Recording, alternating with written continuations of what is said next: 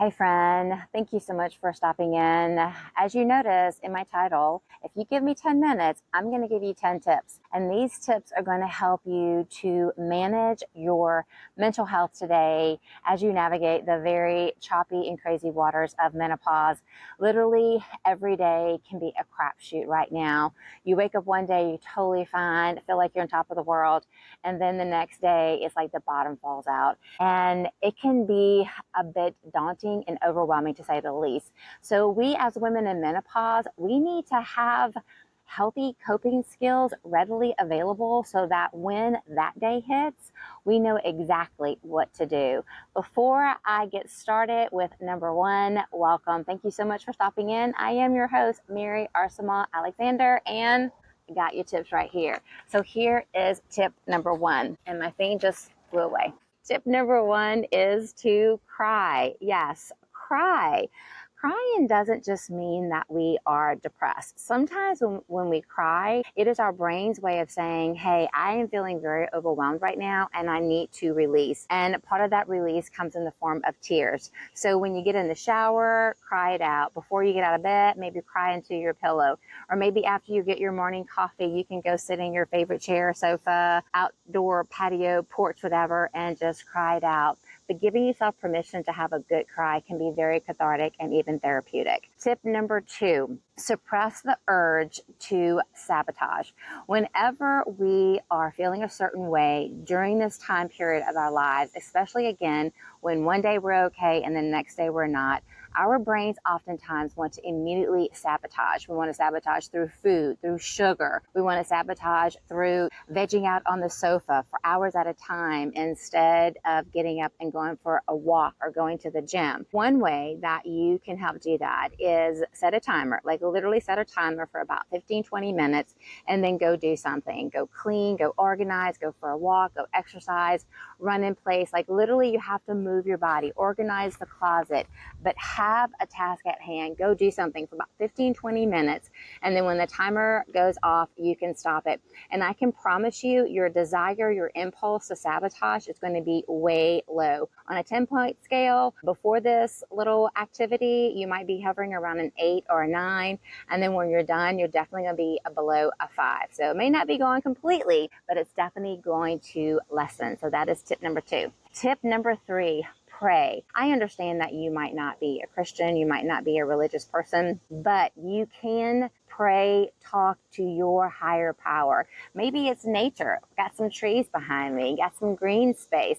Maybe it's the universe, the sun, the moon. Whatever your higher power is so important to pray. Mine is God, and I love talking to him at all times, just sitting in my house or when I go for walks a lot of times, I am also praying. So prayer can be powerful.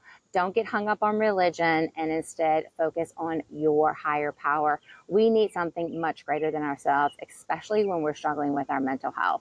So that is tip number three, pray. Tip number four, get in touch with nature. I literally just said that. I'm pointing out these trees behind me. So getting in touch with nature can be something like walking or hiking. It can also mean kayaking or going for a boat ride. Maybe it's fishing. Maybe it's hunting.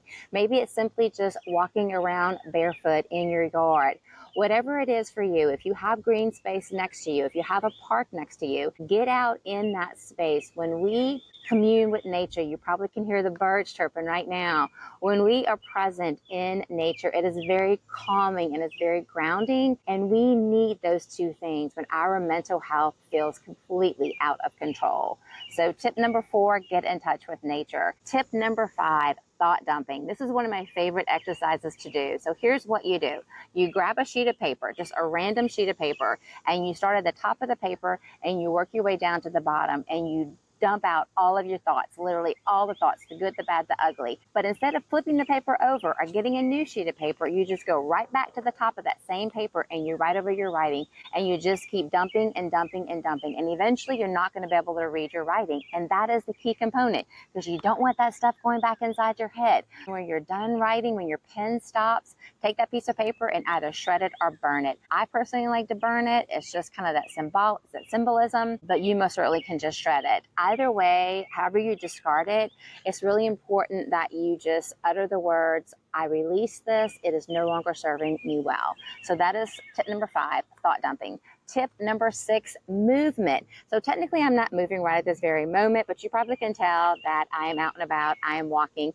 I decided to stop to do this video because unfortunately it's kind of hard for me to hold this phone as I walk. Long story, neck issues. So I thought, you know what? It's kind of cool right now. There's a little bit of shade on this particular street. So I'm sitting down and I am doing this video. But movement is so important. And again, movement could look like anything. It could look like actual exercise. It could be doing things around your house. It could be a hobby, just any form of movement to get your mind and your body going at the same time does tremendous work for our mental health.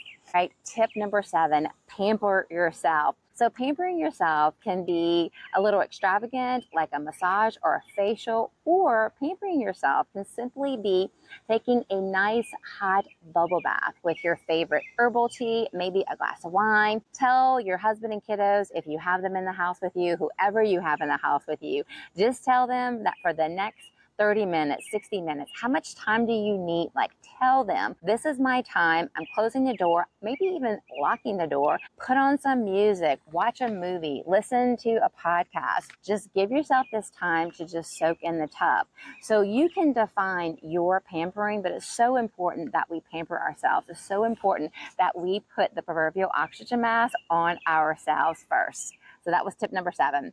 Tip number 8, do one thing that you really love. Maybe it's something that you have never done, but you've always wanted to do.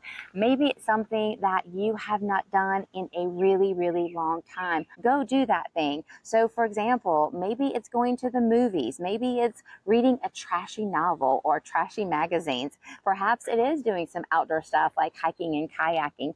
It does not matter. Just find that one thing that you love, that really speaks to you, that really resonates with you, something that you just oftentimes feel guilty about doing, so you just don't do it. Well, my friend, I'm giving you permission, whether you need it or not. Go do that one thing that you love doing. Tip number 8. Tip number 9, reach out to that person. Yeah, that person that you just love being around.